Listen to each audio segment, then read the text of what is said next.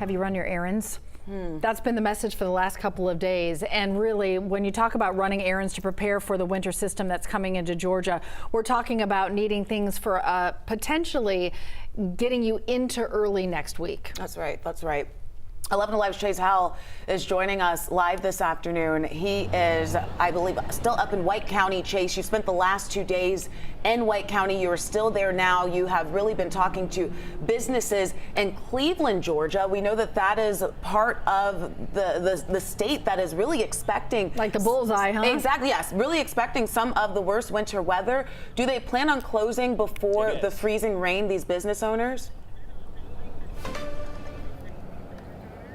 You know, the general consensus here, Faith and Cheryl, is that they really don't plan on closing early. A lot of them are saying, look, we're going to stay open until we think it gets bad. I mean, for example, kind of what they're thinking like here is a guy just drove by me and he said, oh, Chase, it's not going to be too bad. Look, if the cows put their nose together, that's when you have something to worry about. But when they're facing away from one another, that's when you're fine. And that's what he's saying his cattle are doing. And he also mentioned chickens. He said if chickens only lay 1 egg a day, you're in trouble. But if they have multiple eggs a day, you're going to be okay. But I'm going to stick to the meteorologist here, okay? I'm going to believe Chris Holcomb and what he's been telling us up here in Northeast Georgia is we're going to see some ice potentially. So I'm going to stick to that one. But again, people here, I mean, I'm in the downtown square right now of Cleveland, and a lot of these businesses plan on coming into work on Saturday and maybe on Sunday if they still have power, despite that ice that we're expecting to get here. Now, I did speak to one woman who says that her customers are coming in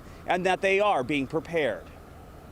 What are the customers telling you? They're doing the same as we are. Now, some of them are kind of crazy and they want to get out and ride in the ice and snow and get in the parking lots where there's no cars and do donuts and wheelies and stuff. So but they're doing the same thing. They're precautious, we all are, but they're prepared also.